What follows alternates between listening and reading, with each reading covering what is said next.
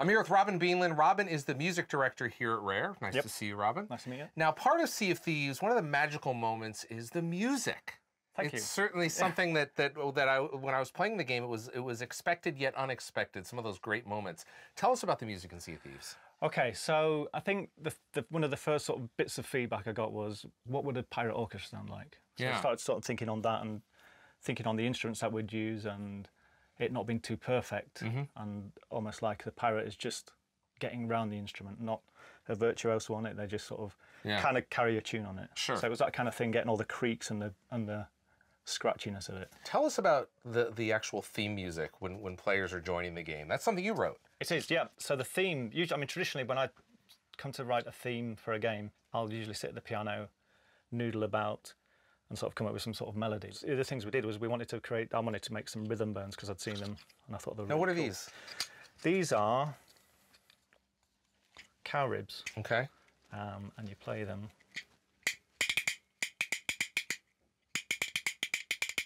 So I went to my local butcher and I said, have you got any cow ribs, flat ribs? And he said, what are you making, spare ribs? And I said, no, I'm making some rhythm burns. And he's like, right. What? So I had my iPad because I thought I'm about to get that question. So I showed him. He said, "Oh yeah, you need the flat ribs. Come back on Friday." Okay. So I went back, got a bag of ribs, boiled them off in my pan at home, and then cut them down to these. And it took me about 3 days to try and get that technique down. But while I was sat in here, trying not to disturb everybody else, I was just going. So you're trying to find the sound. Yeah, and I was just messing around with that. I thought that's a pretty cool rhythm. And I started layering that rhythm up. So that's the first thing that I did for the Sea of Thieves theme. And then I put a melody to that, which is quite unusual for me. And is there a name of the song? I think we've called it Maiden Voyage.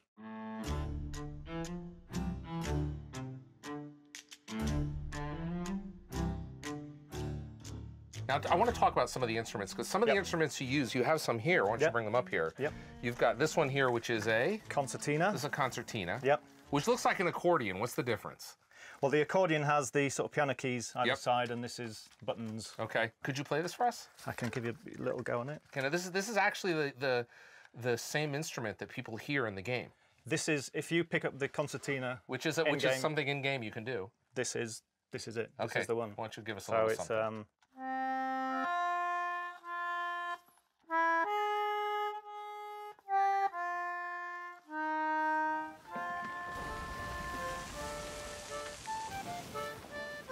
We spent a long time going through a big cabinet of these at the shop. Yeah.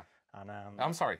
There's a shop that sells these still? Yes. Okay, I didn't know that. I had a big cabinet full of them, and they're all really nice. Right. They all sounded really nice and really just a bit nice, though. Too nice. Too nice, and then we landed. This one was skulking around the back, and so what's happened? Let's have a go on that.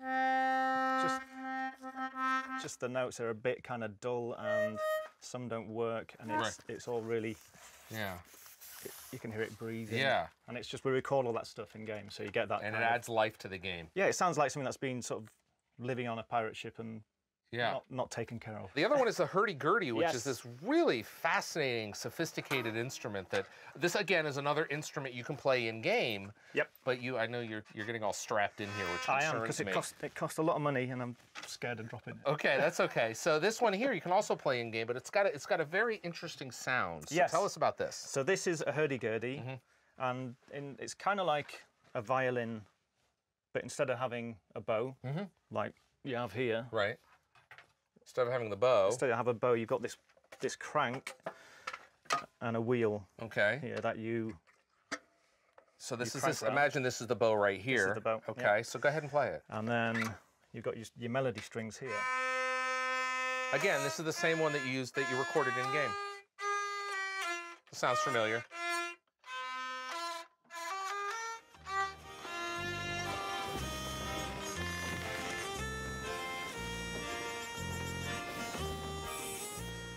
But you can play this in game, and this is the one you recorded. This is the one you play in game, and it's one of those things. We took a bit of artistic license with it. You can't play on that's a drone string, so you can't play a bass line on it other than that single note. So what I did is I used auto-tune and kind of made up bass line, so it was a bit more sort of harmonically interesting. So it's not accurate, but it's kind of as long as it's believable in Sea of Thieves. Now I noticed when you're playing in the game if I was playing this device and you were to come along and the game does an interesting thing where you start playing in harmony together, right? Yes. So you're playing and I'm playing. All of a sudden, the game just handles that. Yeah. So if you start playing first, I can't play this at all.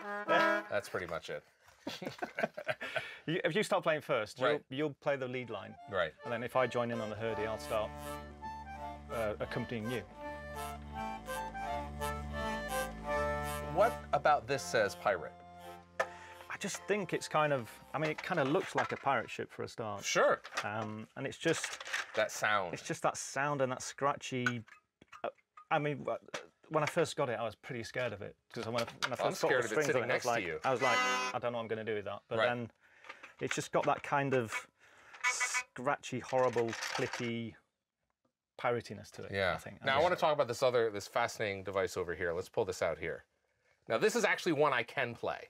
Now, what is the name of this one? This is a water phone. This is a water phone. Now, so I'm gonna draw this across here. We're gonna make it work, shall we? Yeah, yeah.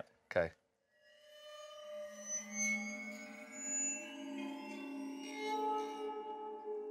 Fascinating. So where did you use this in game? You'll hear this a lot on the ghost ship, on the Ferry of the Damned. If you get to the edge of the world, you'll hear, I use this water phone and then I put it through a piece of software called Pull Stretch, which can do this amazing time stretch.